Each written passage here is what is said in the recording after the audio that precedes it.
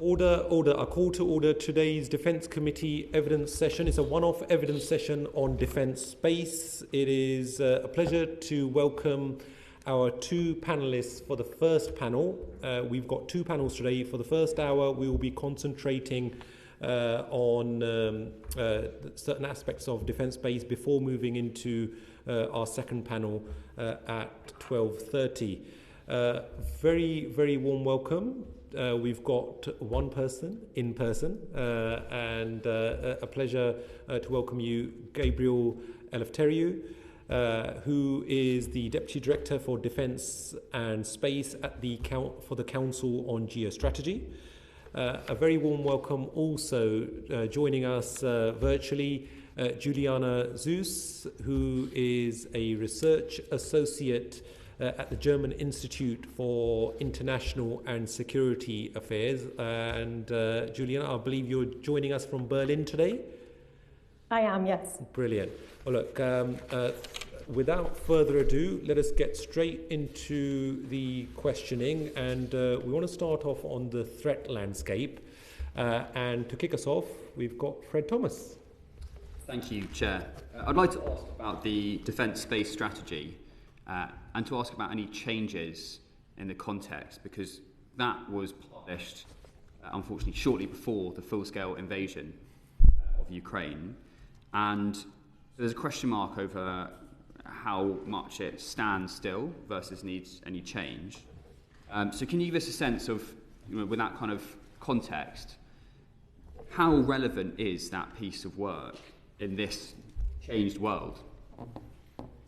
Thank you very much for that question, and thank you very much, Chair, for the invitation. I'm very pleased that the committee continues its interest in defence space, an absolutely vital topic for national defence that, in my view, doesn't generally get the coverage and attention that it should. To your question, the defence space strategy was a very strategic document, a very focused document, and at the time I think it was a huge step change in UK policy and thinking and messaging about space. It laid out a very logical pathway to UK space power and put in place some very good guidelines for how UK defence space capability would develop. I would say that in relation to Ukraine specifically, to the influence of the Ukraine war on the defence space strategy, I don't think that's what is making the current strategy we have in defence space let's say a bit old, or I don't think that's what is.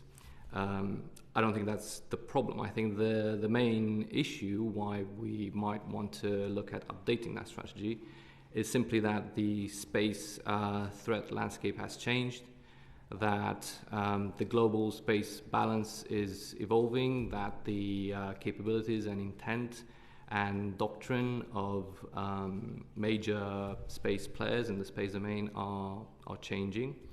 So that requires, I think, a revision both of the capability aspect of UK defence space, but also of the way we think about space. So looking again at our doctrinal markers for this domain. And what I mean by that in particular is the changes that we've seen just in recent weeks in the United States with the publication of the new doctrine document, Space Doctrine 1, and also the new space warfighting framework that the Space Force has put forward. These two documents indicate a fundamental shift in American thinking about space power. It is a posture shift from a defense to an offensive posture. We can talk more about that, but I think that will then, in the coming years, that is really changing the game in space affairs. Now the conversation and the thinking, certainly in the United States, but I think also in terms of our adversaries who will have to respond to what the United States is doing, all of this is acquiring a much more aggressive, let's say, angle and dimension, and I think the United Kingdom should take note of that and have a conversation about whether we want to focus more on things like space control, counter space, and so on. And I would just end by saying that, just to illustrate the point, the defense space strategy does not even once mention words like war or combat or war fighting. So a few years on, I think it's time to revisit the way we think about those things. Well, thank you for a very full response, and we'll come on to ask about American strategy. I'm sure colleagues will be asking about that. But it's really interesting you highlight that the UK's defence space strategy document doesn't mention the word war at all. If I could ask yourself, Ms. Suess, at a battlefield level, what lessons have we learnt from Ukraine since publishing that document in early 2022, before the full-scale invasion? Thank you very much. And let me also start by thanking the committee and the chair, obviously, for inviting me and that I'm able to join you virtually. Apologies, I can't be there in person. You've mentioned the strategy, obviously a hugely important strategic document, as Gabriel has already outlined. I do just want to add that it is quite broad as a document in itself. So I think it's really difficult to sort of set it or use it as a sort of benchmark for what happened thereafter. But to talk about the lessons from Ukraine that we could draw in regards to the battlefield for space, I think first and foremost, it's the realization that the electromagnetic spectrum will be contested and that will have impact on how we communicate and specifically how we navigate and use timing as well. So satellite communications and navigation and timing services from space will be impacted, or at the very least, restricted. And we have seen that in Ukraine time and time again.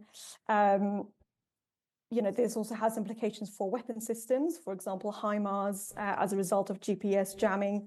I know that, certain resilience actions have been taken as a result already. The UK has bought anti-jamming devices already, but I think we have really seen sort of the results of electromagnetic warfare as well as a result of this war, which in itself is not that new. We have seen GPS jamming in the east of Ukraine since 2014. But we've really seen come to the fore these sort of at least temporary and non-kinetic ASAT, so anti-satellite weapon deployments in Ukraine. Specifically navigation and communications are going to be impacted, which will obviously have an impact on how the West, fights its wars. We are quite sort of used to being able to rely on beyond the horizon communications enabled through satellites, for example. We are obviously reliant on navigation through satellites as well. So I think we definitely need to rethink how we build system of systems that are resilient and that have inbuilt redundancies as well. Okay, thank you. And if I could just ask as a follow-up question, what the difference is between how the UK is approaching space versus how, for example, Germany is. And in the context of the UK having left the European Union and therefore left various programs in space such as Copernicus, Galileo, we're still a member of the European Space Agency. But what are the differences, particularly since 2022 now, where we haven't been in the EU, the direction we're taking versus countries like Germany and other EU members? So I just want to start off by saying I think most of Europe is pretty much in the same boat at the moment. I think most of Europe has been very reliant on the United States when it comes to space capabilities. We were very comfortable in that position as well. Obviously, there's now a rethink happening, which I think we will go on to discuss later. But I think, generally speaking, I think most of Europe kind of woke up to the fact that space is important militarily at the same time. We saw the establishment of space commands, most of the time under similar structures as the UK. So, for example, Space Command in Germany also falls under the German Air Force, similar to how the UK runs its Space Command. But obviously, I think building up these space capabilities, obviously there is a sort of intrinsic, advantage to being part of the EU, especially now that PESCO is also picking up space capabilities as their projects. Some of them are granted in their very early stages, but I think it's definitely something to consider. And you brought up Copernicus and Galileo. I believe, if I'm not mistaken, that Copernicus, the UK now does have access to again, but it is, of course, a civil capability first and foremost. Galileo is obviously a separate matter, specifically, as I'm sure we'll go on to discuss when it comes to the resilience of navigation services. Obviously, Galileo being an extremely precise navigation service that European states or states in the EU have access to at the moment. That is also being improved with sort of sovereign access stations at the moment. That's in process. But obviously the current EU rules mean that only members that are fully part of the EEA countries can have access to defense industrial cooperation at large. So that means PESCO, EDF, etc. Thank you. Thank you very much. I'd like to bring in Lincoln Job here. Yeah, just in terms of, I'm not an expert in the field, so you have to forgive me. Just in terms of bringing the UK's response up to date with more recent developments on the back of Fred's question, what is the role of because I understand there's a thing called the Space Council, the Space Leadership Council, I think it was once called, but it hasn't met for sort of 900 days. Which quite a lot has happened in those 900 days. Is that a body that you're aware of, and should it be sort of convened as a matter of urgency, would you think? We used to have, I think under the Johnson premiership, the National Space Council was established. At the time there were high hopes across the industry that that council could become that focal point for directing UK national space policy across the board, because this is what we really need in this country. We are effectively running two space policies, a civil space policy and a defense space policy. They are, integrated on paper, but not much in reality. So, a primary requirement is to build that central brain for UK space policy, and certainly with high-level political sponsorship. So the National Space Council, as established back then, as I say, looked to be one answer to this question. But because of events, it has sort of fallen by the wayside.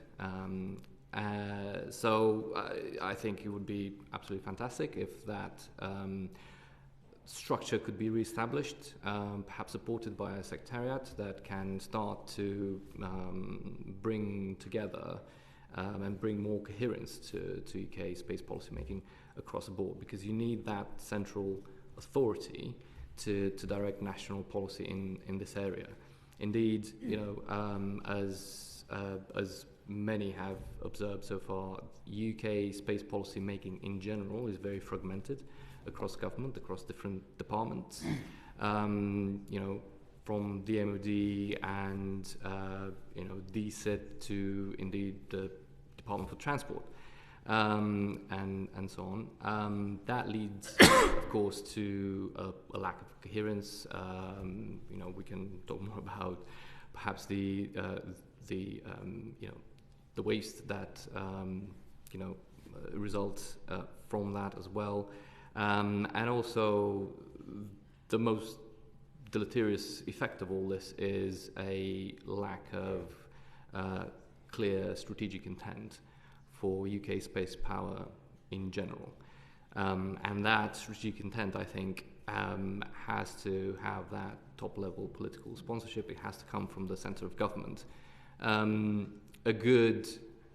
A good model for how this should be done for space is what the approach that was taken with respect to cyber after 2010, which was then led right from the centre of government, from the Cabinet Office, and over time, within 10 years, but certainly now, with 15 years since then, the UK has a very strong cyber capabilities, one of the main principal cyber powers in the world. And we also have a national cyber force, which is a very good thing to keep in mind, because I think that should also indicate a potential pathway for space. Juliana, anything you want to add? No, nothing further. Thank you. Thank you. If it's any consolation, when I worked in the Ministry of Defence, we had 2 teams working on the single version of the truth. So don't worry about incoherence in UK space policy. Chair. Anything further on the nuclear anti-satellite weapons? Moving on. Thanks. I think in 2021 we saw the Russian testing of a direct send anti-satellite capability. How has to sort of international opprobrium, I think, at the time. How has the threat environment developed since then, and what have we seen? Can you bring us up to date on what's happening up there? Well, it has worsened across the board, I think.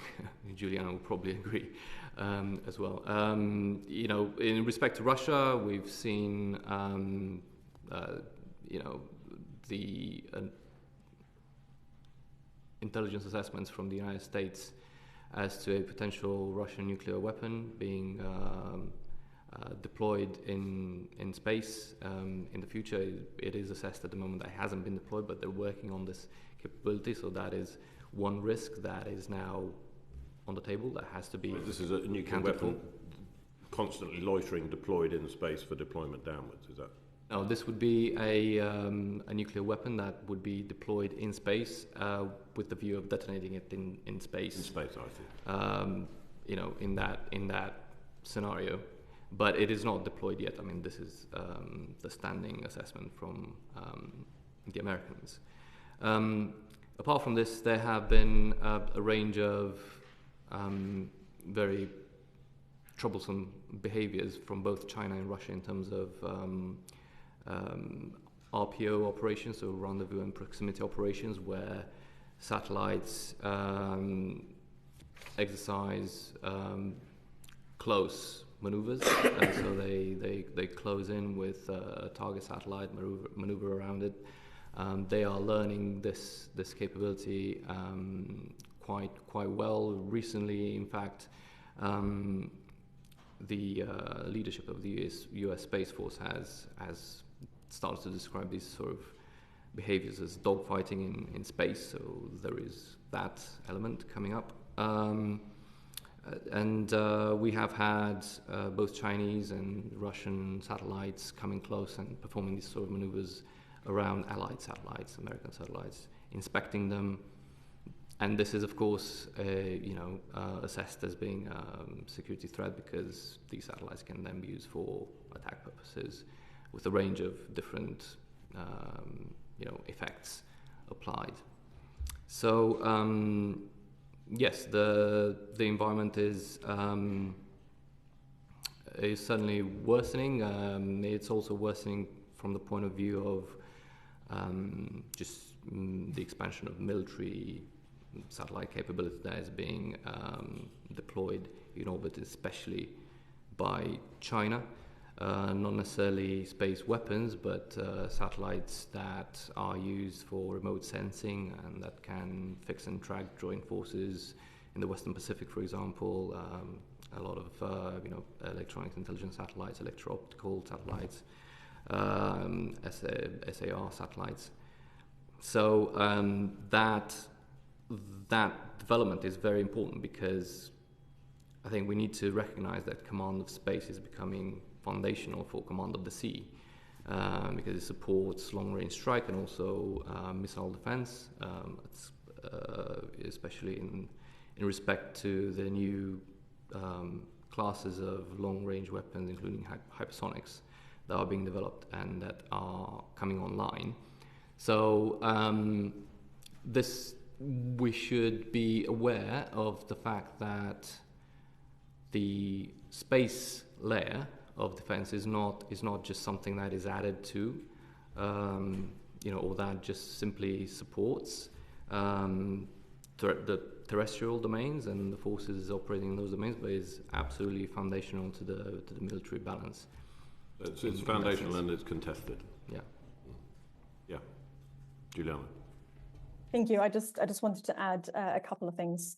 Russia and China have obviously already been mentioned as sort of threat actors that we are seeing acting in space. I think we have to view them slightly separately, though. As Gabriel's already outlined, China has been using some very sophisticated maneuvering in space, which obviously does give us concerns in terms of potential, our assets being observed, potentially photographed. But there's also further worries about potential signal interception there as well. But I think it's important to add that China needs space militarily, for Earth observation, for target identification. China does not benefit from a kinetic attack in space because that would also put its own assets at risk. Russia, on the other hand, has much less to lose in space and does see an asymmetric advantage in disrupting Western space assets. In the case of a conflict, as we have seen with the cyber attack against Viasat, as we've seen with the electromagnetic spectrum disruptions as well. And just very briefly on the concerns for a Russian nuclear weapon, as Gabriel has said, obviously this would be a weapon that would be detonated in space. But I just want to briefly outline the consequences that this would have. And we are talking here about vast and indiscriminate destruction of the orbit in which it is detonated. Much obviously depends on the exact location, the exact height and the size at which the warhead finds itself. But, we're talking about immediate destruction of the satellites in the immediate vicinity as a result of the gamma blast. But we are then also talking about damage to the electronics generally in that orbit through the electromagnetic pulse and through heightened radiation, which would be a much longer process. And we're talking about degradation over time here. So specifically, if we're talking about lower Earth orbit, which hosts, definitely over 80%, potentially at this point, over 90% of all satellites, which includes the vast majority of all commercial satellites, which will not be radiation hardened or EMP hardened to the extent that they would be able to sustain such an attack. We're talking about an orbit that is potentially unusable for at least a year, not to mention, obviously, the development of space debris as well that we would have to contend with. And does anyone deploy EMP hardened capability to low Earth orbit? Low Earth orbit. So generally, military assets would be EMP and radiation hardened, but that's typically satellites that we would see in geostationary orbit. I know that the Americans are debating or thinking about deploying early warning sensors and satellites in low Earth orbit as well, which obviously then raises further concerns about national technical means, which might be impacted as a result. Thank you very much indeed. Thank you. To better inform our good selves as parliamentarians, the Defence Committee has been having various discussions, including a recent visit to UKspace Command, and we're very grateful to RAF High Wycombe for hosting us. Now, within all the various threats and risks that are posed, space debris is another major risk, I would say, to personnel as well as our equipment. So how would you categorize progress to collectively deal with clutter, given the various competing priorities of the various nations, as you've already mentioned, with China and Russia and Europe and the US? Where are we with dealing with that particular threat and risk? Mr. Elefteriu? The situation is worsening. There is no question about that. There are several things that are contributing to this. The first is simply the growth in the satellite population in orbit. So we are now, I think, over 11,000 satellites in orbit as of now, perhaps 12,000, and rapidly growing.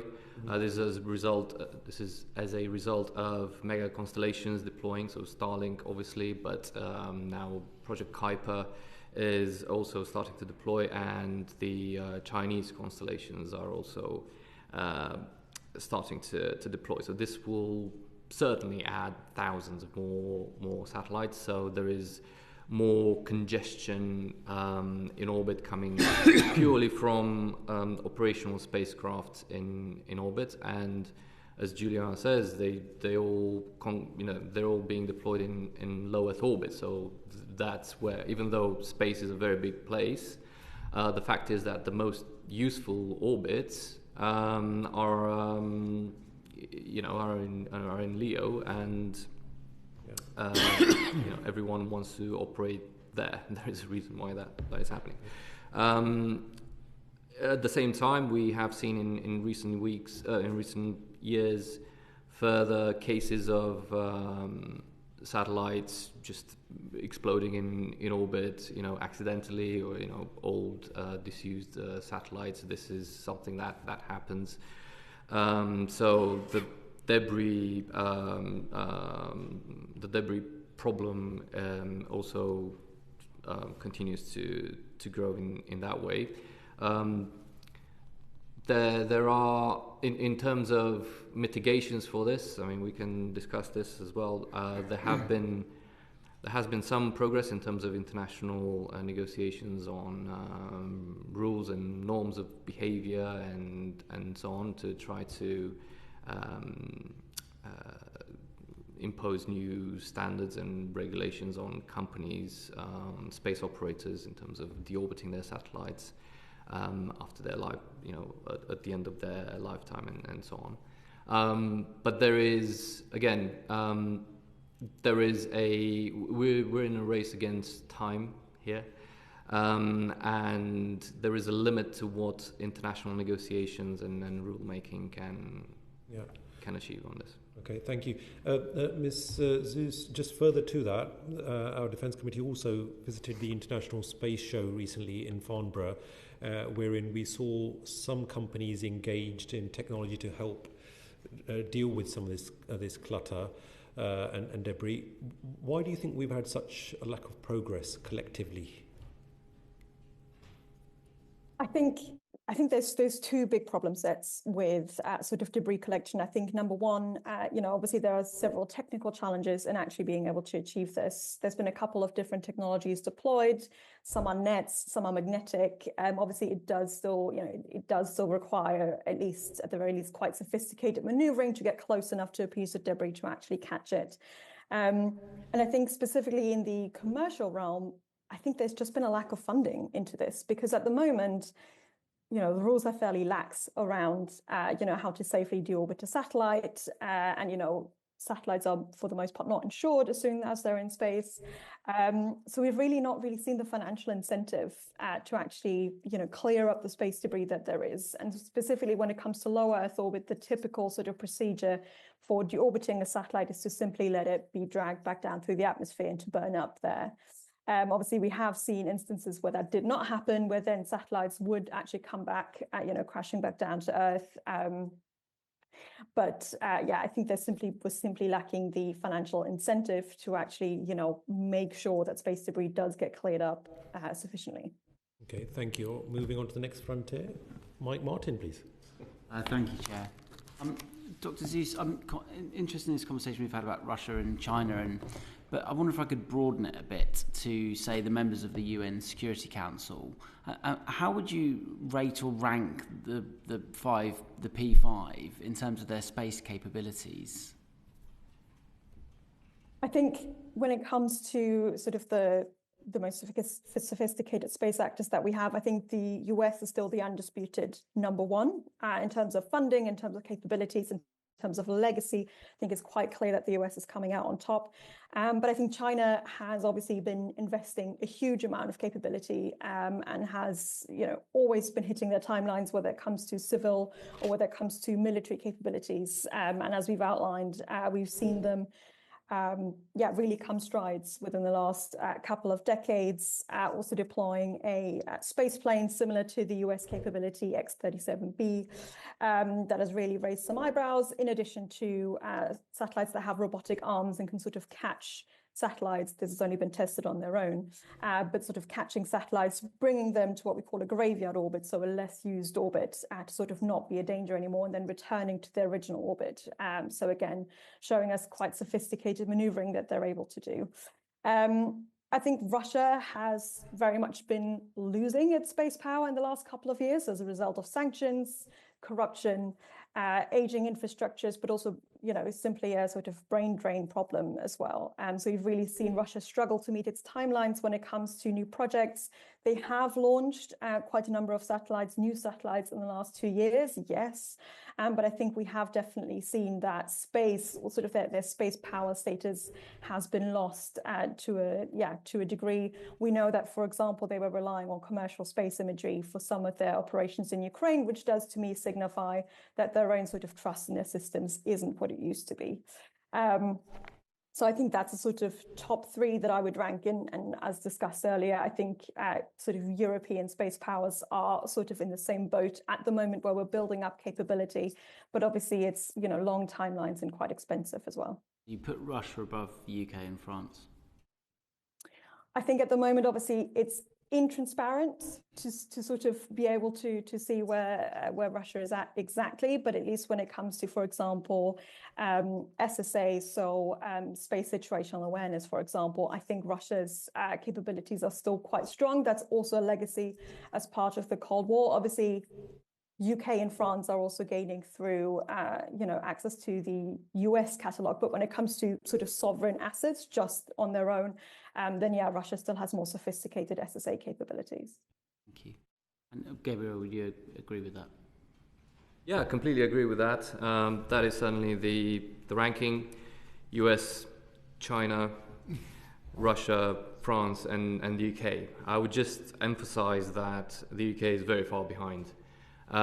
So this is one of the most glaring facts about UK space power, which is that there is this huge disconnect between where the UK stands internationally in terms of its military, economic, diplomatic standing in the world as a world actor, and where we are in terms of space power. Huge disconnect. As the committee's own report noted when it was published, the UK spending on space is somewhere in the bottom half of the first 20 countries on that. We are the only P5 country without sovereign access to PNT. The only P5 country without sovereign access to launch, and also, until last year, we're the only country without, government-owned ISR capabilities. So last year we had the launch of the Taiki satellite, which is the first UK government spy satellite. So it's worth underlining that point, that it's only in 2024 that the United Kingdom has launched its first spy satellite. So, if you look if you look by any measure, whether it's spending on military space or capabilities in orbit that we have, we are very far behind our peers, which is a very anomalous situation. And do all the other P5 countries have a unified space strategy? I noticed you said earlier we had 2 strategies. Do the other P5 countries have a unified space strategy? I think organisations, so on and so forth. I think a good model for the UK should be France. So yes, I mean they do, but the good model for the UK in terms of unifying and cohering our space policy making and the direction of the national space effort could be France, is France in my view in terms of a model. The French operate a central space agency that also delivers for defense. They have the Space Center at Toulouse, which is, again, where they integrate both civil and defense space capability development and research and development.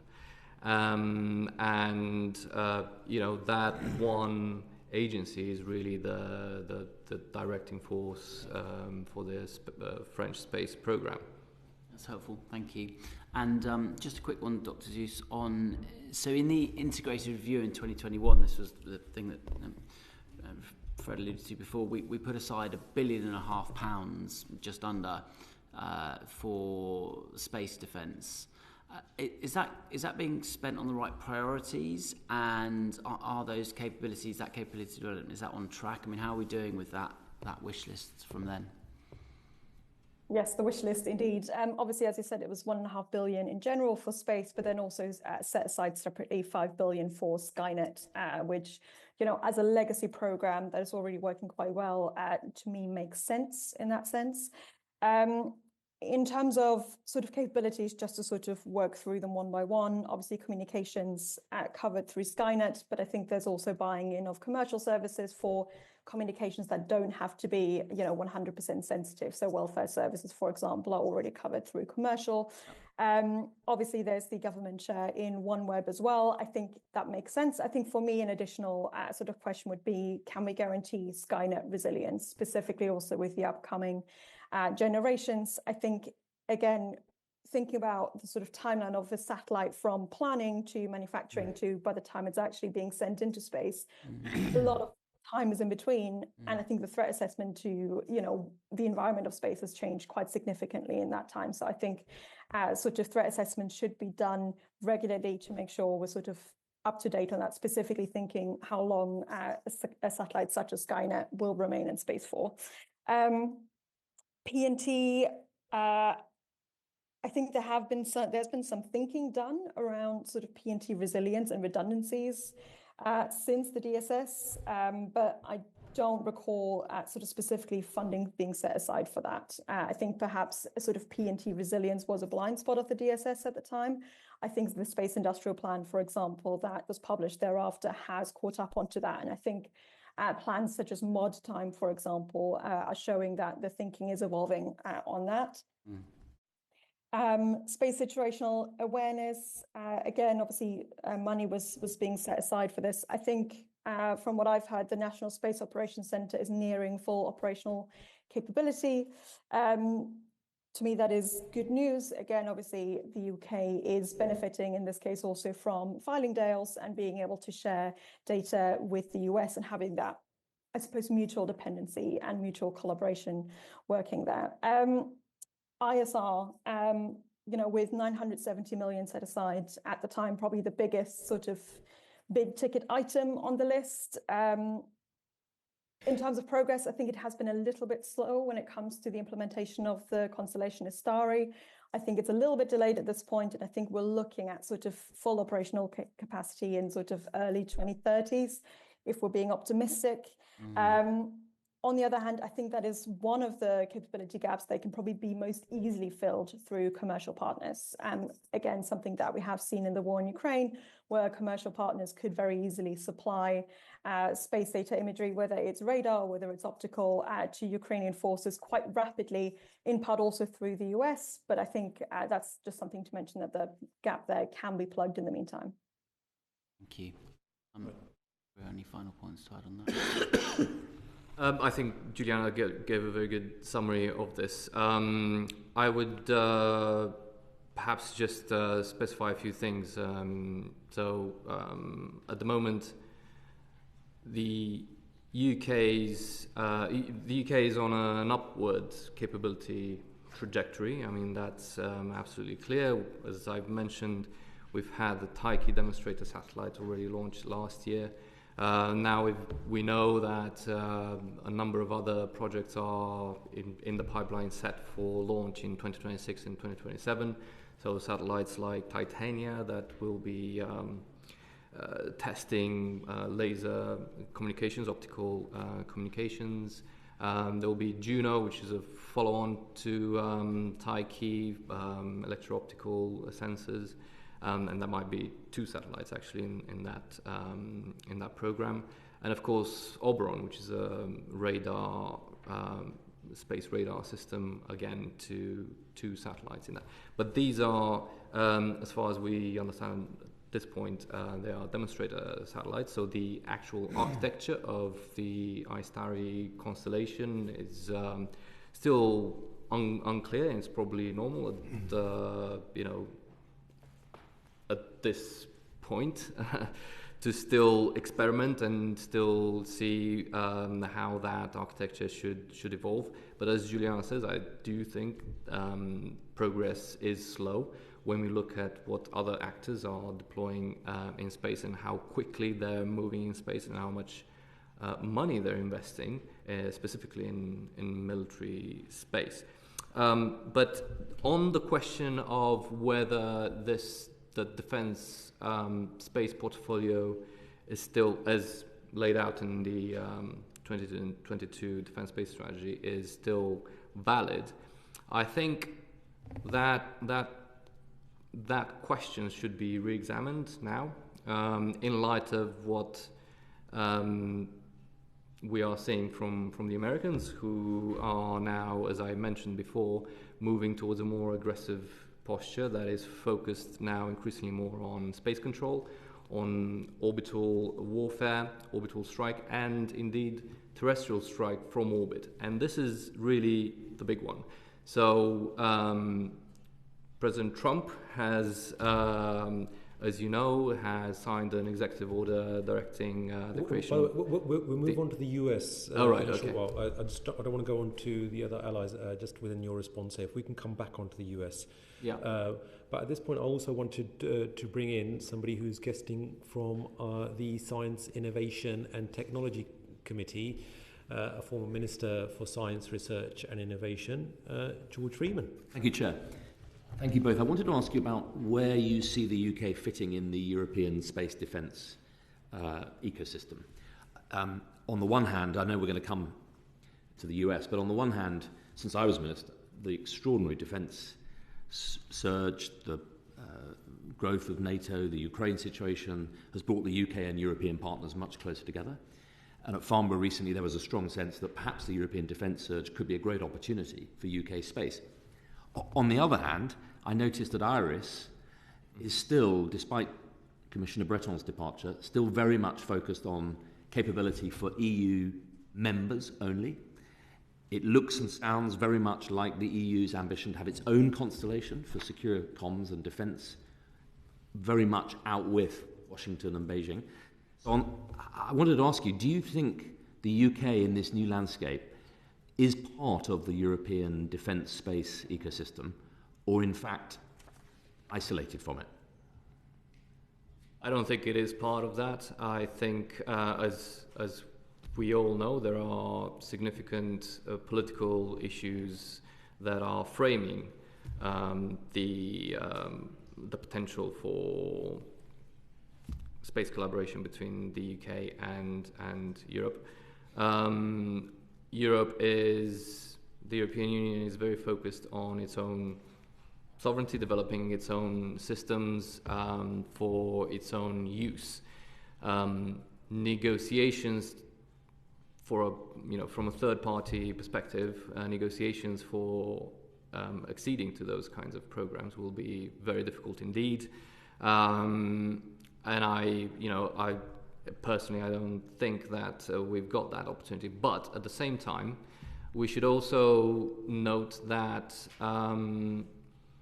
the European conversation on the space layer of this future European defence autonomy vision that is being debated so much, that conversation is very basic at the moment, I think. A lot has been mentioned, but only in very general terms about IRIS², for example. I think Andreas Kubilius has also mentioned at some point the need for an ISR constellation. So IRIS² is obviously a communications constellation, but there could be an interest from the EU to develop an ISR constellation that might perhaps offer a new point of negotiation for the UK to leverage its own expertise in that domain. Thank you. Ms. Suess. Yes, just to add, as I discussed earlier, the Johnson government obviously opted for a sort of hard Brexit as it comes to, structural cooperation with the EU on defence and security. Now we have seen the EU move forward quite rapidly when it comes to space, in terms of building its own Earth observation constellation, building its own navigation constellation, but then also publishing a security and defense space strategy not that long ago. So also definitely recognizing the need for protection and defense of those assets. And I agree, I don't currently see where the UK would be able to slot into that. On the other hand, I would want to sort of also highlight that obviously NATO is also an alliance that has now, started to take space more seriously in the defense sector. In that sense, obviously acting as more of a sort of middleman, being able to bring together what each individual member states has to offer. And obviously the UK has already offered the Skynet communication service as part of that. So for the UK, perhaps NATO, at the moment at least, seems to me at least to be the more sort of realistic avenue for collaboration. Obviously with the digital constellation Aquila, for example, for Earth observation, that is certainly something that would bring a lot of benefit. Thank you. Thank you very much. Right, I see time is defeating us, so if I could ask both of our expert witnesses to keep their responses as precise and laser focused as possible. So now moving on to Allied cooperation in space. Jesse Norman, please. Thank you very much, Mr. Chair. Let me just say one quick word. As a Minister for Space Transport, I was at the last meeting of the Space Council, as was George Freeman as Minister for Space Research. And ministers at that meeting were quite discontented by an attempt to rubber stamp a decision, which seemed to me to perfectly reinforce the need for political oversight and therefore the need for the Council to exist. At any rate, it didn't meet after that. So I just flagged that as a cautionary tale. The question I want to ask, if I may, to you in the first place, Mr. Elefteriu, is a question about the USA. Obviously, in space matters, this country is particularly reliant on the USA for technology sharing and for capability. I suppose the question is whether or not the US drive for greater autonomy, greater risk, as it were, ownership and spending in NATO and particularly in Europe has any implications in the area of space and how you see those playing out. With respect to the UK? Yeah. I think the main thing that should concern us is, as I said, the shift in US military space policy towards a much more offensive posture. And I think the UK needs to look again at its own space posture and see how it reacts to that. And I think when you look at the fact that the United States is now focusing increasingly on space superiority, missions like, as I said, orbital warfare, including orbital strike and terrestrial strike from orbit, which will have far-reaching consequences for warfare. For warfare in general, not just in space. When you look at these things, these are very important arguments to keep in mind when we are thinking about how the United Kingdom should be working with in space going forward. We have had the conversation about what can we do with the Europeans, but we should not forget that these new areas of defense space, which involve space-based interceptors as part of future missile defense, again, new departure. This is a new departure in the space domain, which involves space-to-earth strike. This is unique to the United States. The Europeans have no competency in this area. They have no competency in space warfighting. And also in Europe, there is hardly any conversation about space support for missile defense, and especially for future missile defense in terms of having the tracking layer that supports that future capability. So the Americans are the ones who are at the forefront of those technologies. strategic space warfare systems, that is, in my view, the area in which the UK should take a strategic interest going forward, and the Americas are the only game in town on that at the moment.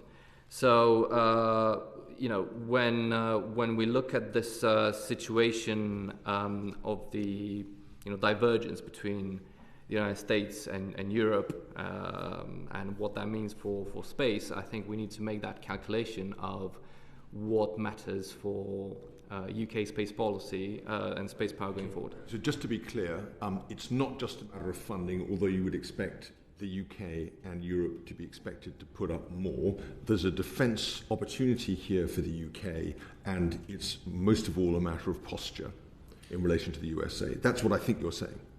Yes, I mean, certainly in terms of the space domain, our funding should prioritize things that are in our national defence space interest, which, by the way, is not very clearly articulated in UK policy. So that's another thing we need to look at. Very helpful, thanks.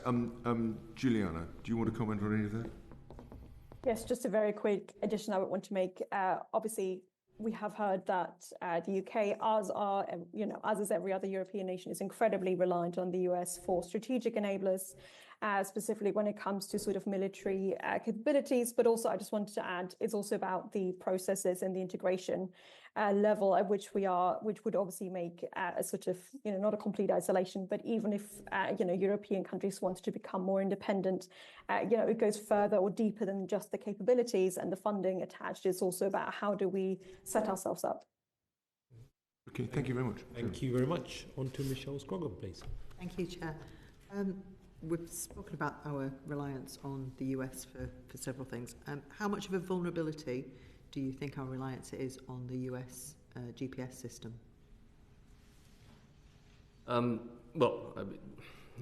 We are entirely reliant on, for military purposes, on the GPS M code.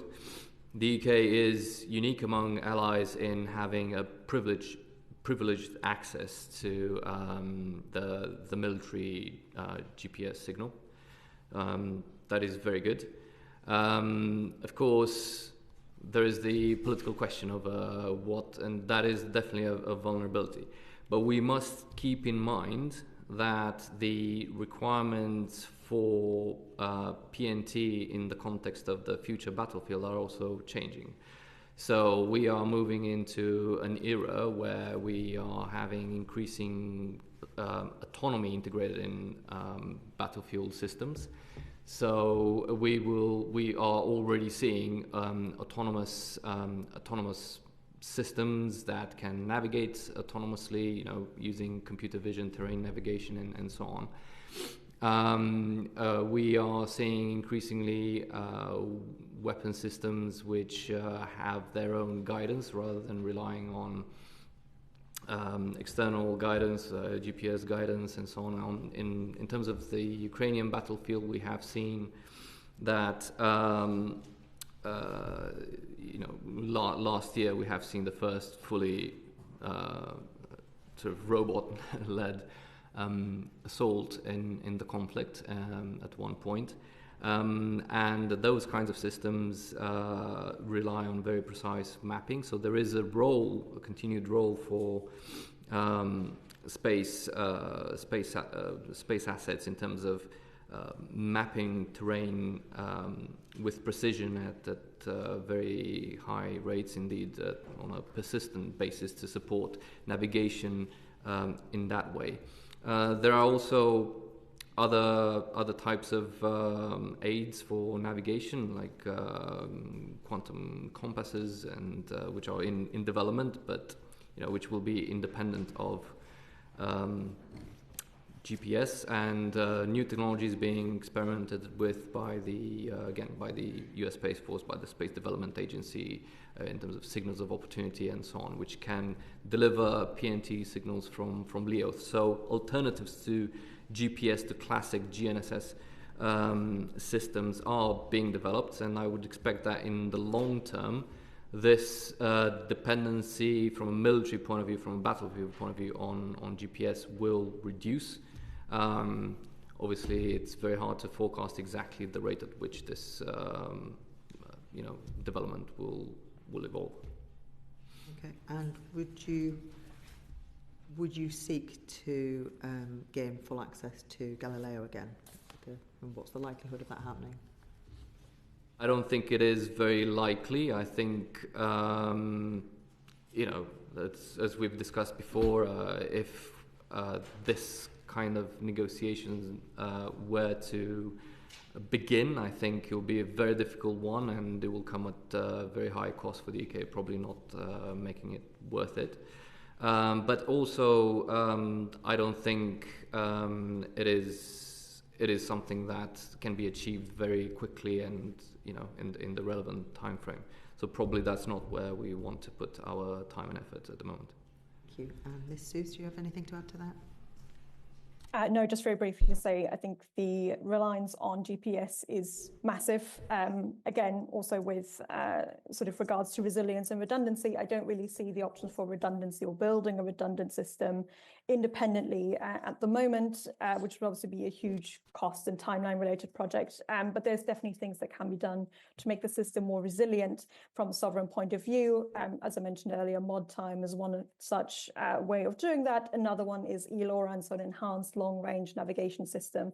I think all of those options were already mentioned in the navigation framework that was published in 2023, which I think still stands. And if I can just finish finally by saying the 1.4 billion that's been allocated for 10 years does seem incredibly small compared to other countries. Do you think it's been taken seriously enough with the amount of funding that's been put behind it? No. I don't think that is the case. I don't think, resources are limited, of course, in the UK, but let us not forget, Britain was until recently the highest military spending nation in Europe. Obviously, we've been overtaken by Germany by now, I believe. But in terms of space, military space investments, we are very far behind our allies and peers. So Japan, for example, in its 2022 national security strategy allocated 5.3 billion extra for military space by 2027. France, in its new military spending law 2024 to 2030, has allocated 5 billion extra. So that's a 45% increase for military space to what they had in the previous period. Even Australia is putting 6 billion by 2036. So, countries are investing on a very different scale than the UK on this, and I think we should question as to why they're doing that. What do they know that we don't? Thank you. I believe George Freeman wanted to come in on this point as well. I was going to come in on the next question, Chair, on the National Space Strategy, question 7. Yeah. Okay, right. In that case, then let's move on to space skills with Elefteriu. Right, thank you, Mr. Chair.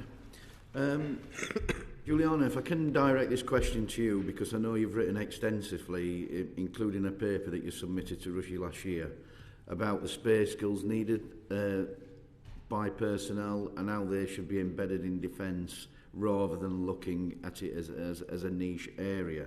So given that, what particular challenges do you think exist in recruiting suitably qualified personnel, and what would you do if you was advising the MOD space director, CDS, what would you do, say to him what he's got to do to recruit more in this domain?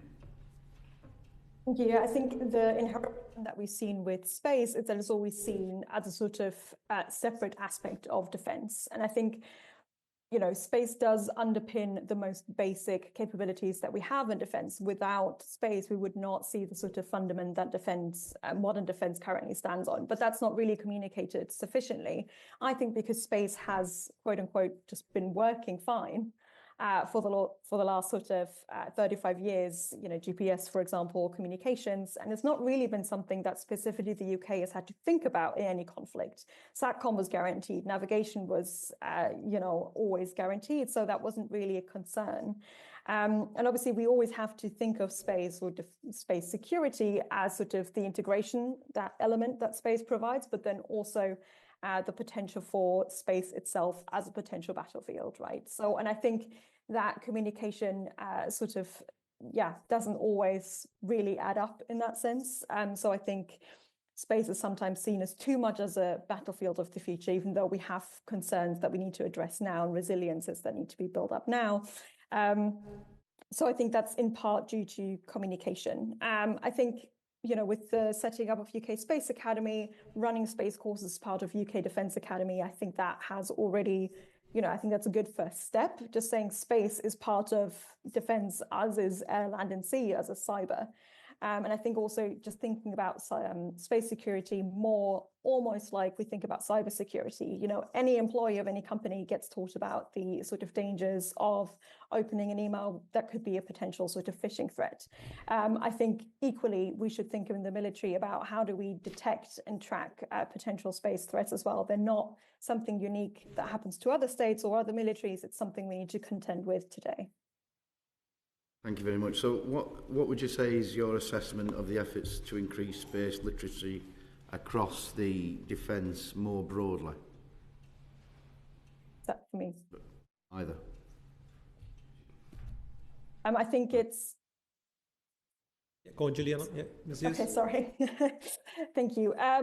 I think it's getting better, but again, I think it's a case of integrating it. Obviously, Space Command can play a huge role in that. I know there have been sort of space liaison officers being stationed in different parts of the military as well. I think that can sort of lead to the wrong assumption that space is so special, so complicated that it can only be handled by sort of very few people. I think that sends the wrong message when actually space is, important to all parts of the military. And I think it's just something that needs to be embedded sort of more early on, just sort of as a regular part of the military. So again, I think UK Space Command has done some great work in that realm. Again, I think the UK Space Academy will also do its bit. Again, I just think it's more about normalizing space rather than sort of putting it on a pedestal as a sort of very special part of defense, because it's not. Thank you. I'll add something on that because this is an important angle in the conversation.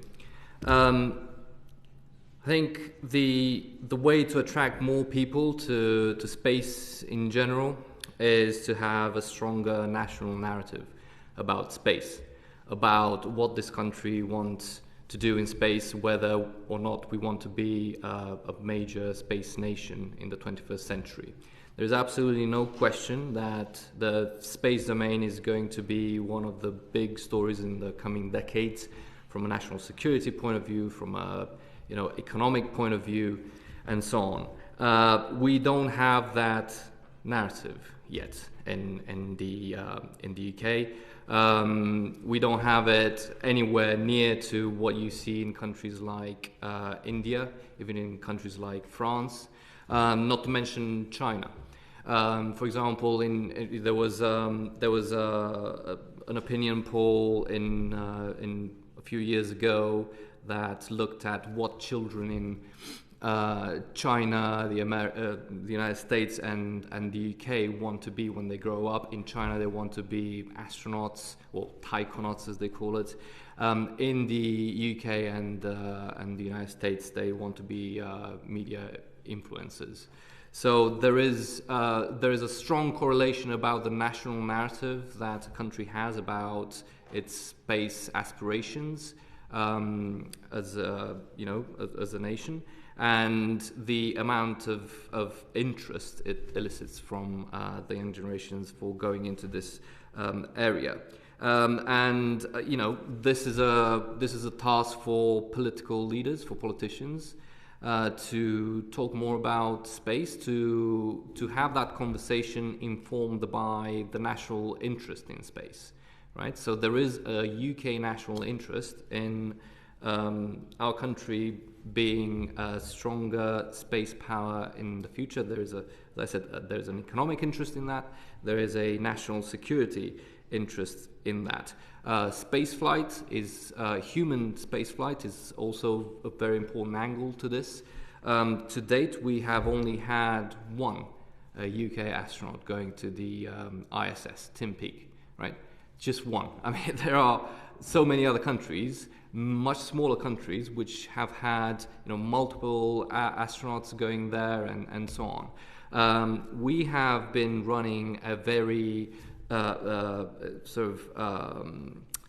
marginal conversation on space so far. Our UK space policy model has always relied on this, relying on Europe for all the science and civil space exploration activities, and on the Americans for the defense space activities, not really leaving much room for that national interest, for the articulation of a national interest and national vision for what the United Kingdom as a country wants to achieve there. We don't really have UK flagged, end-to-end UK flagged missions, space exploration missions going out there.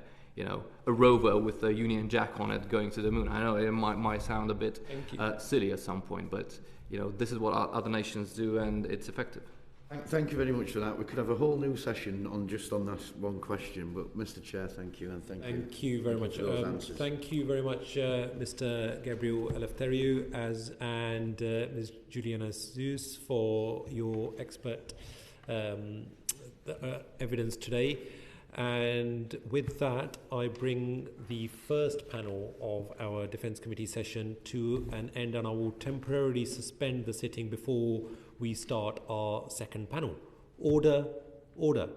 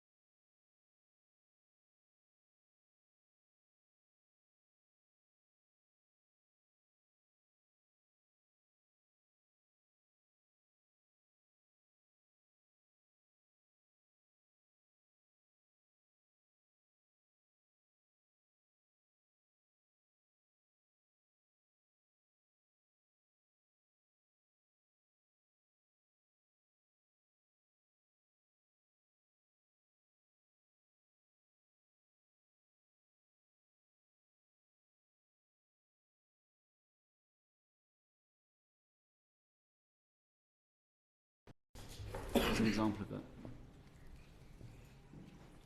Order. I call to order our second panel on the Defence Committee's evidence session on defence space. And with us today we have Doug Liddle, who is the chair of UKspace, and also a very warm welcome to Toby Harris, who I understand is also from UKspace, but is the chair of the Space Domain Working Group. And moving on to the first line of questioning, which is around the MOD procurement. George Freeman, please. Thank you, Chair. Morning, both. As a veteran of the last, I think, meeting of the Space Council, I wanted to ask about the importance of joined-up strategy. I was Minister for the Civil Space Strategy. There was also a Defence Space Strategy and a Space Industrial Plan. Given the pace of defence, rearmament, European security, joint working, my first question is, do you think we have a framework that is adequate for the UK space sector to make a contribution to European security, as it is now urgently being reviewed? And if not, what do you think we need to do through the CSR in the next few months to make sure that we do have that clarity? And my advice, by the way, to both of your good selves, please don't feel the compulsion that both have to answer each question. You can tag team as appropriate. Over to you, Mr. Liddle. Thank you. It's a really good question. I think we've got all the pieces, but we haven't got them in a joined-up fashion. So we have inside Defence, we have Space Command, we have Stratcom, that are both involved in defence procurement, alongside a number of different mechanisms for procuring things, whether it be Defence Digital, DE&S, etc. In the civil world, we have DCIT as well as DBT and other organisations that are interested in space. We have the split between DCIT and the UK Space Agency, where there is a blur of lines quite often. And I think all of these kind of, we have some good strategies. So the Defence Space Strategy in and of itself is a good strategy. It provides some clarity. We have a National Space Strategy, which has been refined through the Industrial Plan, which then also has brought us down to a number of key capabilities that we are prioritising, though they are still quite broad in terms of their priorities. But we have, as I say, lots of pieces in different places, and it makes it really hard to have coherent signals for industry. It means that we're not getting efficiencies because, quite often, space being inherently dual use, we are developing something for the civil world in the sector which is actually very similar to something we could develop for the defence world. And we are looking for funding twice for these things, which is kind of crazy. And in fact, the nature of the space funding in the UK means that we're not being funded at all for it because it is out of scope or out of budget. So we miss out on opportunities. And these weaken us as a potential international ally, which I think, coming back to your question around does it allow us to play a role in European defence, it does, but a marginalised role, not a stronger role as we could as a sector. Thank you. Mr. Harris, same question, but also from a point of view of investment. Are we giving a clear market signal globally as to where we want people to invest in UK space defence? I think it's tricky. I'm not sure we are giving a good signal at the moment as to how we should be investing in space defence. Certainly looking at my own area of expertise, which is in sort of space domain awareness, that's an area where I think we still need to do more work into trying to understand, first of all, where we want to go with SDA and how to get more investment into that area as well. Looking at the EU, in particular European defence, we have the EU SST programme, which we were removed from after Brexit. And this is an area where a lot of UK companies wanted to integrate and provide services into that area and are unable to do so now. So no UK company can directly put SDA data or capability into that area. You've both been very polite. I'm taking it as a pretty cautionary warning that as Europe and allies are gearing up for defence expenditure, the space sector is in danger of not, in the UK, giving a clear signal. Can I ask then the supplementary, what's the thing that you would want government to do pretty urgently over the next 6-12 months to remedy that, in the same order perhaps? I guess from my point of view, I would like to see a couple of things. One, I would like to see a single voice for space inside government. I don't think take it away from the departments, but it should join up somewhere. It shouldn't join up at the Prime Minister, perhaps in Cabinet Office. It would logically, there could be a single voice that could look across all of the space spending and procurement. And then the other thing is looking at how we could implement something along the lines of a national space enterprise where industry could work alongside government. A lot of the expertise lies in industry at the moment. We've got thousands of people who understand space deeply, understand what we can get from it, and understand how we can deliver value and security from space and growth. We need to be working with industry alongside government to make sure that we catch up and actually fulfil our promise. We have some very smart people in this country coming out of some very good universities, creating some excellent startups and small companies, working in some amazing primes, and yet we are not punching at our weight, never mind above it. Thank you. Thank you very much. Right, I believe Lincoln Jock wanted to come in here as well. Yeah, very quick one. Did UKspace make a submission to the Defence Review? Yes. Thank you. Right, brilliant. Well, I know that our previous committee, when looking into this, actually heard that there didn't seem to be much meaningful engagement with SMEs, and a lot of them said that a lot of their engagement was actually through key strategic partners, and there was a lot of disappointment there. But now that the MOD has recognised that it needs, or avowedly it has recognised that it needs to improve the acquisition process to deliver operational space capabilities at speed, in your opinion, Mr. Liddle, what progress has been made already, and do you expect that the recently announced changes, for example, with regards to the creation of the National Armaments Director, the changes to defence acquisition processes, how much have they affected the delivery of space capabilities? I think the proof will be in the pudding. We haven't actually experienced these changes yet in industry to any degree. Historically, I've been an SME going through procurement processes, and you can get there, but it's hard work. There are a number of barriers that are presented to SMEs, whether it be security clearances, whether it be the defence conditions, the DEFCONs, where all the IP might be owned by the authority, by the state, which for small companies IP is lifeblood, and it allows them to scale and grow. Whether it be payment plans, where a large company can tolerate not being paid at kick-off, whereas a small company can't. They can't wait 12 months for their first payment. So a number of things actually make it very challenging as an SME to take a government, and particularly an MOD contract. Like I say, they have been very good historically at trying to work around these, but having to find workarounds rather than just having it as part of the baseline process is the problem. Good, thank you. And it is our intention as a committee to be holding the Ministry of Defence's feet to the fire on this, to make sure that, as you said, the proof is in the pudding. Mr. Harris, what I mentioned about SMEs, what role do those small and medium-sized enterprises play within the defence space capability development, and what hurdles, if you can come up with any examples, what hurdles do they face in engaging with the Ministry of Defence? So SMEs, about 90% of UKspace commercial companies are SMEs or startups, so it's a huge number. They're fundamental in coming up with innovative approaches to very difficult and complex problems. Space is a difficult domain to work within. A lot of these SMEs and startups have good collaborations with universities, so they can come up with new and innovative solutions to some of these problems. And so they're sort of fundamental in trying to develop technologies that might be considered too high risk for larger primes, for example, that don't have the time or money or direction to do so.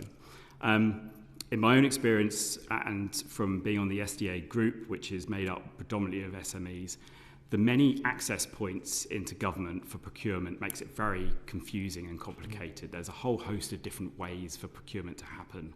A lot of those different portals and frameworks, etc., are a very high bar for an SME or startup, makes it very difficult for them to to input appropriately, put tenders in, that kind of thing. There's a lot of unnecessary, I think, bureaucracy for smaller companies as well, that make it very difficult. And sometimes I think SMEs feel like they're on the back foot and trying to put in these innovative and extremely useful solutions into defence. All right, thank you very much. We're now moving on to skills. Alex Baker, please. Thank you, Chair.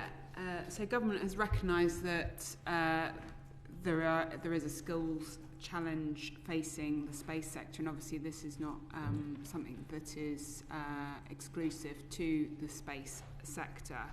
And there has obviously been some plans put in place to address these issues. The National Space Strategy, it's featured in there, the Space Industrial Plan as well.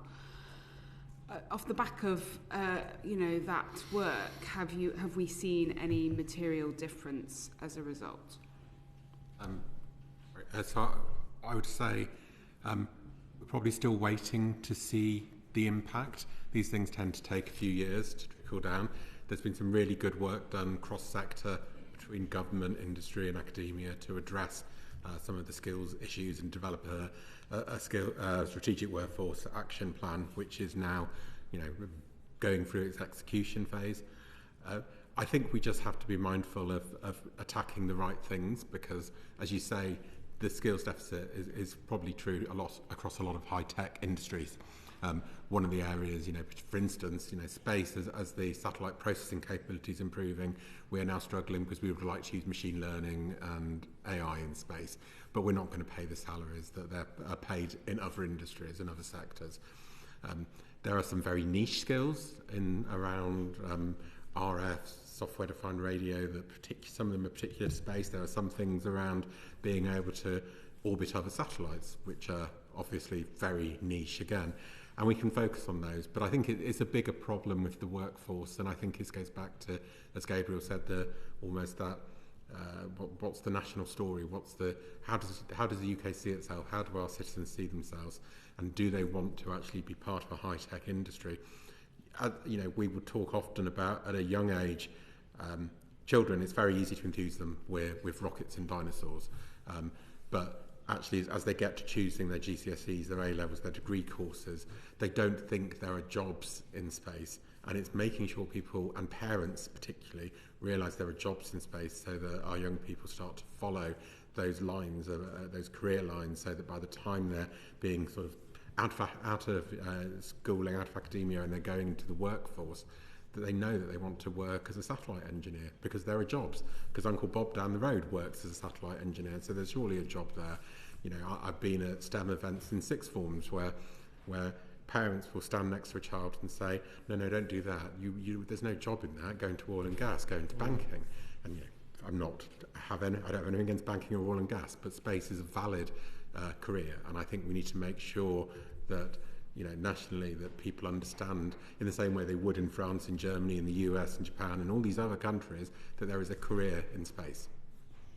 Sure, but I mean that is very. I agree with everything you've said there, but some of that stuff is very long-term, big vision stuff. We have a space strategy which I think is, what we can deliver by 2030. That gives us 5 years. What do you think is achievable by 2030? So it's a bit chicken and egg, because actually we haven't been spending money in space from a government level for the last few years. So we talk about this 1.5 billion and say it's not much money for defence space. Very little of that has been spent so far in the last 4 years since the Defence Space Strategy came along. Some of our companies have actually downsized in that time.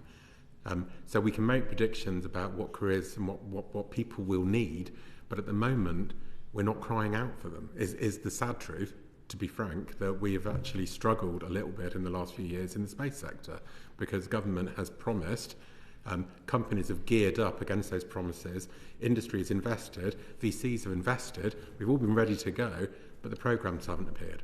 So I would almost throw it back and say, yes, if that investment comes, then we will react and we will do a lot of local stuff. There are very tactical spacecraft system engineering apprenticeships going on at the moment, which are degree apprenticeships, which will kick out really capable engineers in the next 2 to 3 years. Brilliant. You know, those sorts of things will work really well. But we're not suddenly going to gear up and do hundreds of them until we're sure that the country is coming with us from industry. So industry is ready and is poised and pregnant, ready to do this. We need government to come with us now. And obviously we've had a new government over the last 9 months. You know, the conversations you've had with that new government, you know, do they get this agenda?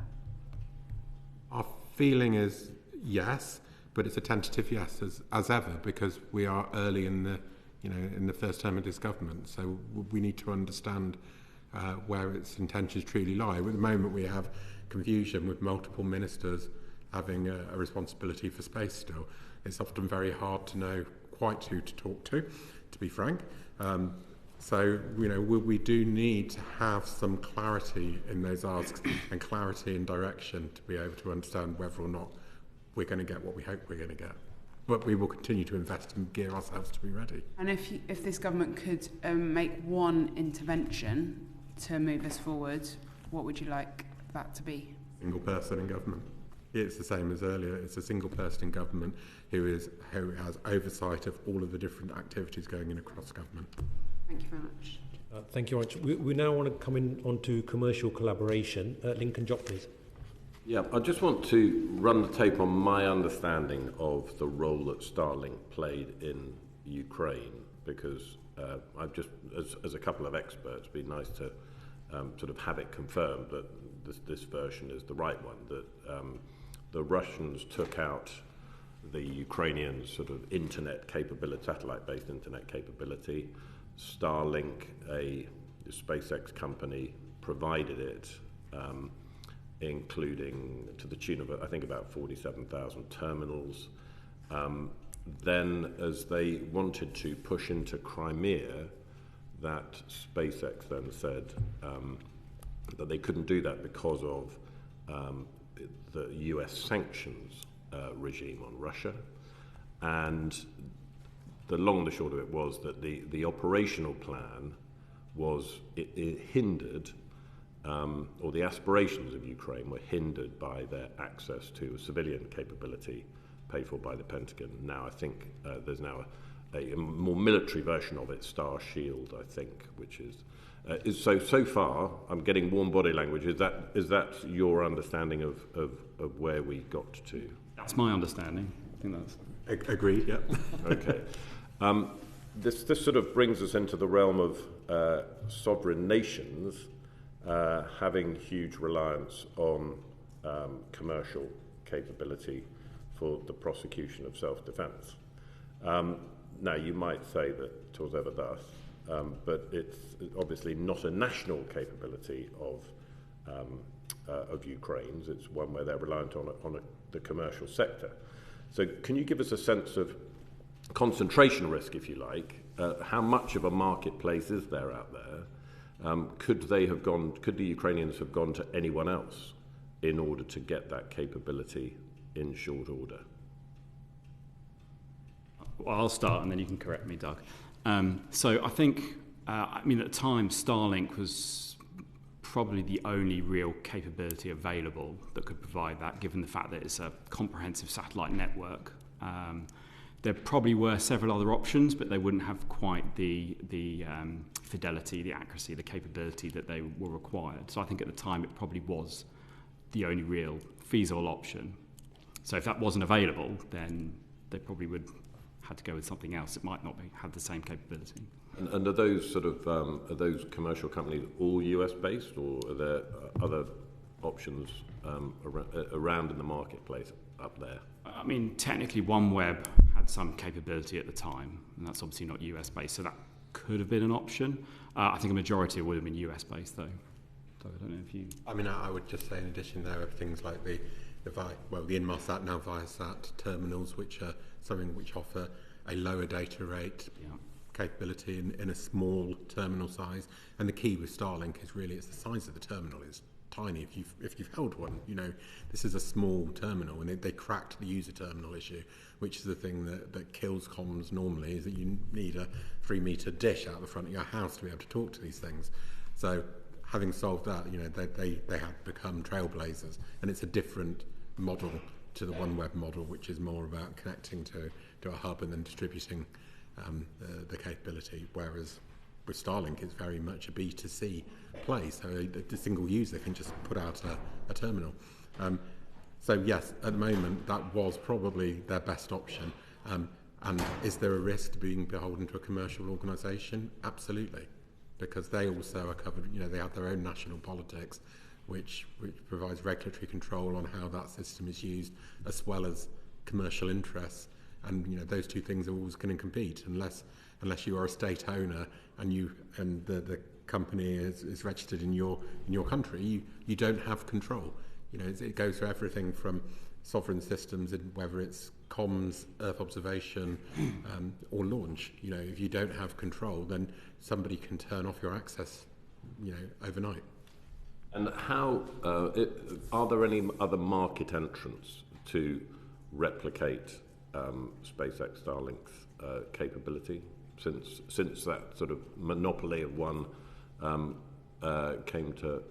became sort of apparent? I'd say OneWeb could be used in a similar way, but it would need a slightly different ground architecture. Kuiper, when it appears, and obviously that's a US system, we need to keep track. There have been other entrants who have tried to raise the money. The problem with these kinds of systems for satellite communications is, unlike, say, an Earth observation system where you can, a camera, a spy satellite, you can put up one, in the case of Tyche, and you start to get useful data. You put up two, you get more data. To make a communications constellation in LEO work, you have to put up a lot, first of all. You can't put up 20 because you'll have massive periods where you can't talk anymore. So you end up needing hundreds or thousands immediately, and then that's a massive capital investment. So the companies struggle unless you're somebody who's incredibly rich and can leverage a lot of money in the same way that a Musk could or a Bezos could. Then it's very difficult to create a competitive or a competing constellation. Have any nations done it as a sovereign capability? No, not yet. Just because it's any particular reason? It's expensive and hard. It was a hard problem to solve, and you had to be prepared to fail fast. I mean, one thing that Musk has done with the funding he's had the ability and confidence to fail fast. Thank you. Alex Baker. Thank you, Chair. So myself and my colleagues have been doing a lot of work around barriers to defence finance, and I've been looking at some of the barriers in particular for SMEs in terms of getting banking facilities, being able to get the finance they need. Talking to various SMEs who, actually are not even bothering going through the process of getting VC in this country, going to the US to be able to get their money. And I just wanted to ask, how much you saw that these issues within the space sector, and in particular space defence. So, I guess from my perspective. I think VC for a lot of companies, smaller companies at the moment, is kind of a last resort. I think if they can get the grant funding in order to get the low technology capability up and running, then that's great. The problem, of course, is that if that is then not bought as an operational contract by, for example, the MOD, there's that interim period where further development's required. And that's where perhaps you need to get additional investment in there, and that's maybe where VC is sought after. And but generally, are companies getting their VC in this country, or are they going elsewhere? Well, from my own experience, is that some try to do it in this country in order to try and keep the headquarters of the company within the UK. But I've also seen others do elsewhere, including the US. And in fact, within the world of SDA, quite a few of them focus on the US to try and get funding. Right. And then have you come across any of the banking issues? SMEs struggling to get bank accounts. Is that something that you've seen feature within the sector? I have not, Doug, I don't know. So, having done that and debt financed a company, for myself, it was not so much a problem getting a bank account, more a problem trying to get a line of credit because space isn't understood, and it seems like a very risky thing to a bank manager. So you need quite quite a lot of guarantees on those loans to be able to get them, and the interest rates aren't great. So it's a challenge. It's a challenge, and we talked about it in the sector before and discussed back when George Freeman was Minister Freeman around what we could do in terms of are there loans that could be backed by British Business Bank, for instance, which would be where we're not asking for free money, we're just asking for a lender who understands space and sees that it's not a high risk thing. And it's back to this national narrative again, whether it be skills or lending or whatever, space is just not understood as a proposition in the UK, not broadly anyway. Okay, thank you, Chair. Thank you much. On to George Freeman. Thank you, Chair. I've got a question for Mr. Liddle on IRIS and a question for Mr. Harris on space domain awareness, if I may. Mr. Liddle, the same question I asked our earlier two witnesses, I think you heard. Given the pace of the rearming across Europe and the coming together of security partnerships across Europe, NATO in light of Ukraine and the rearmament, do you see this as an opportunity for UK space sector to be mainstreamed in a much bigger ecosystem? Or do you share the concern that actually if you look at the way the European Union is moving in terms of IRIS, it's clearly for the benefit of EU nations only, and the EU wants to have its own sovereign PNT and SATCOMs capability, and that we are very unlikely to benefit from it? Can I ask for your steer on our two earlier witnesses agreed with that? Were they being pessimistic, or do you share that view? Disappointingly, I would love to be a ray of sunshine on this, but I don't believe I can be. I mean, this is clearly... I agree with your analysis. I think we are seeing an EU which is setting itself up to be independent.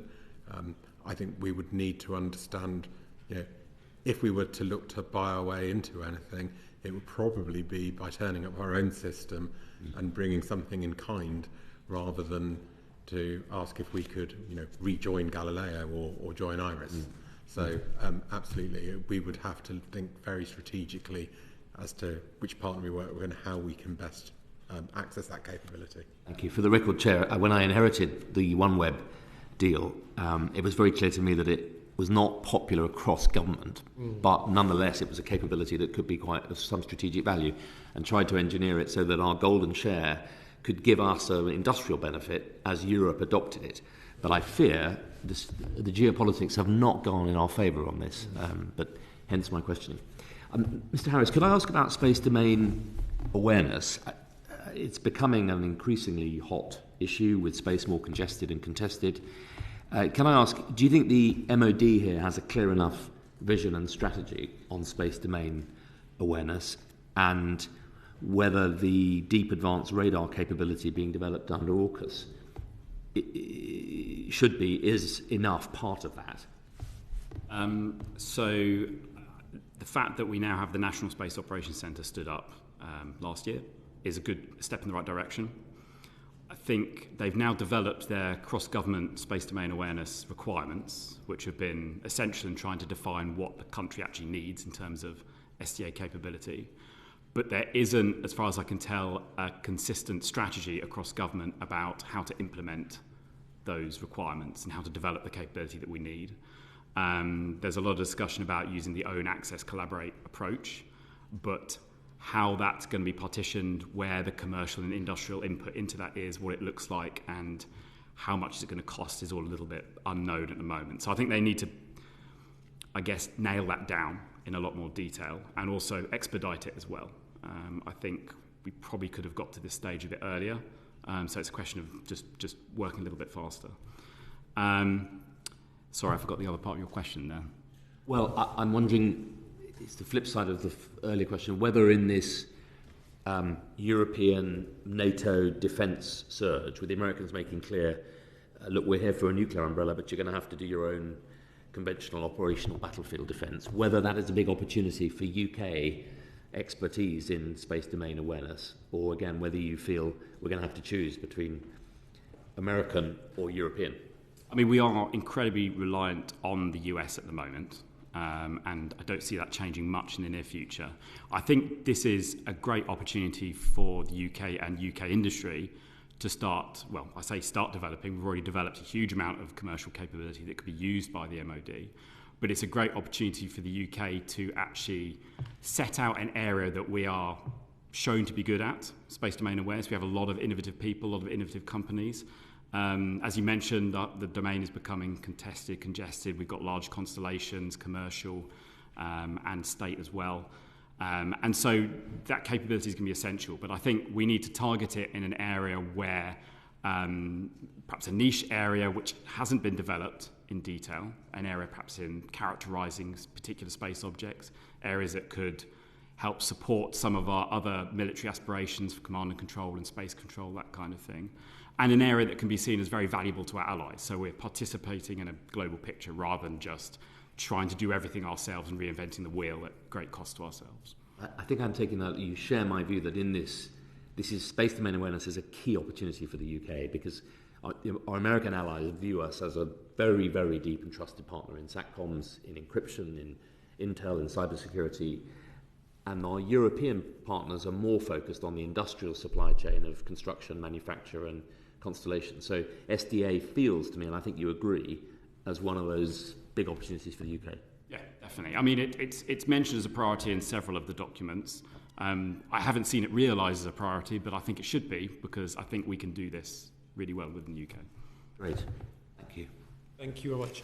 And just finally, I want to look into the sovereign UK launch capability for satellites. A lot of work was done by our predecessor Defence Committee within its inquiry, and I know that the Scottish Affairs Committee has also launched an inquiry into this issue. But there have been various voices cautioning against an over-reliance on the US, given that apparently they have booked all of their launches from the States until 2030. So if we want to launch UK satellites, then we need to up our game and to invest in this capability. And also I understand from a House of Commons library report that although the UK, and in their words, the UK is leading the world in satellite manufacturing and data processing, it has not had the capability to send these objects into space from the UK. So, Mr. Liddle, in your opinion, how would a sovereign UK launch capability benefit UK defence? So first of all, I mean, I think you made a point about launches being booked up till 2030. That's not necessarily quite true, and it doesn't quite represent the truth, in that a lot of those launches for different size satellites, launchers will still have spaces available. In many cases, launch brokers will have bought the slots on those satellites and will be reselling that capacity. So I was merely quoting the Deputy Chief Executive of Saxavord in his evidence to the Scottish Affairs Committee, but I'm glad that you have corrected that for the record. Thank you. The question, though, really for me is about having the ability to control your launch. Now, you know, experiences that I've had both working with UK Gov and as a private individual, as a company CEO, you know, we have been in situations where a US-owned launcher and launch company can push you down the priority list, can slip you to a later launch because a US government payload, satellite payload, will take priority, and that's just built in. You know, that if you're launching for US launcher, US government has right to kick you off their launch and put you on a later one. It's really important. You know, it doesn't matter which launch vehicle we're using and what our relationships are like. These were in very friendly times with US government as well, not quite as tense as they are today. So, you know, we have to be aware that if we want to have free and ready access to launch as a nation, as a government, that we need to have sovereign launch capability. So yes, it's clear that we do need to have it. Whether what we're going to have from Saxford is sufficient is another question. You know, the scale of the launch that we might need. We're not going to launch a Skynet from Saxford, but we could launch a whole host of spy satellites, as discussed earlier, Tyches, Titanias, etc. So, you know, the question really is, what is our requirement going forwards? And for a lot of the stuff where it's quite a tactical requirement, then having the Shetland capability and perhaps another site in the UK would be a very powerful thing for us to have. I think we would all acknowledge that space is definitely the not just the final frontier, it is very important for us as the next frontier to be spearheading on that regard. But I also note that we have the launch proposed in the Shetland Islands later this year. But Mr. Harris, we had the previous launch in Cornwall, and that didn't quite go to plan, we're told, because of an anomaly. And now we've also signed with the US and with Australia that deep space radar capability, and our Defence Committee will be looking into that within our inquiry into AUKUS, especially with regards to Pillar 2 capabilities. But do you think that given what happened in Cornwall, do you think what's the likelihood of that happening again, and how can we move on from that to make sure that we can actually deliver on a successful launch within the very, very near future? I mean, space is hard. There's always a risk that it's not going to succeed, and the launch in Cornwall was a horizontal launch, so it was quite novel in that regard. The one that's going to be in Saxford will be a vertical launch. So that should be, I would hazard a guess, but it should be more routine. Yeah. But again, it's going to be the first rocket launch from the UK ever, effectively. So there's always a risk of something like that happening. Like I say, space is hard. But, you know, these things happen in the past as well. So definitely our very, very best wishes for that particular launch. Mr. Liddle, you want to come in? If I can just add to that, I was at the Cornwall launch. I had 2 satellites on that launcher, so you know, rest in peace. Pieces in a fireball. But I think the important thing there was, you know, we were in a situation where we couldn't just go again. And you have to go again, you have to fail fast and go again and go again and go again, and it will become reliable. And we have to accept it's expensive and it's hard. You know, as Toby says, space is hard, but you have to keep trying. And the problem we had, I think, with how we'd, you know, as a nation, we'd financed the Cornwall activities was we were left with no legacy. So when Virgin Orbit unfortunately had their own financial problems and left, we were left with tumbleweed and a building. And what we need to make sure is whatever we do with Australia and the US and DARC and all of these things, there has to be legacy from it if it doesn't work first time. Yeah, no, definitely. I very much agree with you on that. Lincoln Job, I believe, wants to come in here. Very quick one. Just on, if you wanted a British launch capability, would you put it in Britain necessarily? Because we've got a huge number of a large number of overseas territories. Have they not got greater national advantages or natural advantages to being a launch centre than putting it somewhere in the UK? I'll start. So, I mean, it does have value in terms of specific orbits. So if you're going to launch into a polar orbit, which a lot of, for example, Earth observation satellites go into and communication satellites go into, then it's not a terrible place to have it. It's absolutely fine. If you want to go to an equatorial orbit for a geosynchronous communication satellite, then that's not the right place, and you need to do it somewhere nearer the equator in order to be more efficient. So it does have advantages. Or somewhere like that. Yeah, potentially. So it varies a little bit depending on the type of orbit you want to go into and the type of payload you want to put into that orbit in the first place. I think some of this as well is around the links, the transport links you have there. So it might be great to stick it in the middle of the Atlantic Ocean, but if you have to go by boat and it takes you however many days to get there and you have to ship in fresh water and all this stuff, then it becomes problematic. I think there is an argument for using our other overseas territories to expand our space capabilities. So an appropriate one with an appropriate downrange where a rocket failure isn't going to kill people would be a great thing.